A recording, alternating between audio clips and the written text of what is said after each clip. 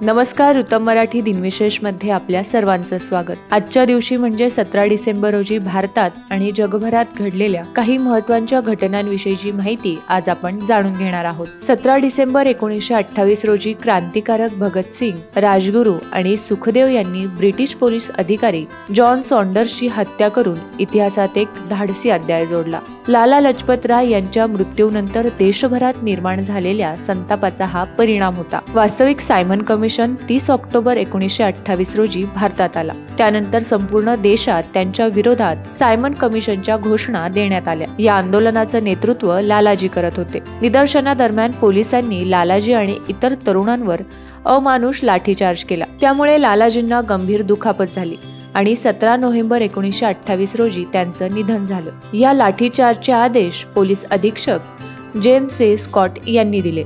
लाला लजपत राय यांच्या मृत्यूने क्रांतिकारकांना खूप दुःख झालं आणि त्यांनी बदला घेण्याचं ठरवलं। 17 डिसेंबर 1928 हा स्कॉटच्या हत्येचा दिवस म्हणून निश्चित करण्यात आला, पण लक्ष चुकल्यामुळे सहाय्यक अधीक्षक जॉन सॉन्डर्स यांना गोळी लागली। ही घटना लाहोर पोलीस मुख्यालयाजवळ घडली, जिथे भगत सिंग आणि राजगुरू यांनी सॉन्डर्सवर गोळीबार केला। या धाडसी कृत्याने भारताच्या स्वातंत्र्य लढ्याचा लढा आणखी तीव्र केला आणि या क्रांतिकारकांना भारतीय इतिहासात अजरामर केलं।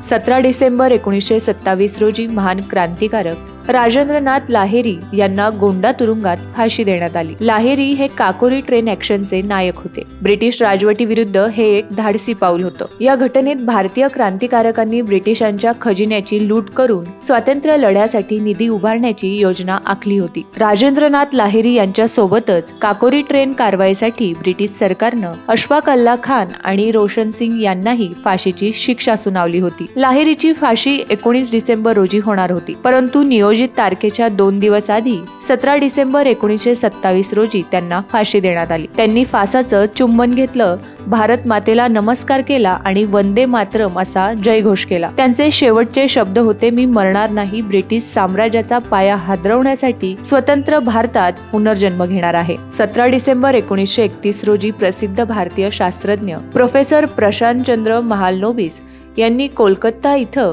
भारतीय सांख्यिकी संस्थेची अर्थात ISI ची स्थापना केली। ही संस्था भारतातील सांख्यिकी क्षेत्रातील एक क्रांतिकारी पाऊल आहे, ज्याचा उद्देश सांख्यिकी शिक्षण, संशोधन आणि अनुप्रयोगांना प्रोत्साहन देणे हा आहे। प्राध्यापक महालनोबिस यांनी सांख्यिकी हा केवळ एक शैक्षणिक विषय म्हणून विकसित केला नाही, तर विविध वैज्ञानिक आणि सामाजिक विषयांसाठी एक महत्त्वाचं साधन म्हणून विकसित केलं। त्यांच्या नेतृत्वाखाली संस्थेने कृषी, उद्योग आणि लोकसंख्या यांसारख्या क्षेत्रात आकडेवारीचा वापर करण्यास प्रोत्साहन दिलं। सन 1959 मध्ये भारतीय संसदेच्या कायद्याद्वारे या संस्थेला राष्ट्रीय महत्त्वाचा दर्जा देण्यात आला। ही संस्था सांख्यिकी आणि संबंधित क्षेत्रातील अग्रगण्य संशोधन आणि शिक्षणासाठी आजही जगभरात ओळखली जाते। 17 डिसेंबर 1903 रोजी अमेरिकन शोधक विल्बर आणि ऑरव्हिल राईट यांनी मानवी इतिहासात प्रथमच हवेपेक्षा जड मशीन यशस्वीपणे उडवलं। या ऐतिहासिक कामगिरीमुळे विमान प्रवासाच्या युगाची सुरुवात झाली। राईट ब्रदर्सने या विमानाला राईट फ्लायर असं नाव दिलं। हे विमान 120 फूट उंचीवर केवळ 12 सेकंदासाठी उड्डाण करू शकलं, परंतु या यशामागे अपयश आणि अथक प्रयत्नांच्या अनेक कहाण्या दडलेल्या होत्या। राईट बंधूंनी विमान तयार करण्यासाठी सायकलचे भाग आणि इतर यांत्रिक उपकरणं वापरली। 17 डिसेंबर 2014 रोजी अमेरिका आणि क्युबाने यांच्यात दीर्घकाळ चाललेला तणाव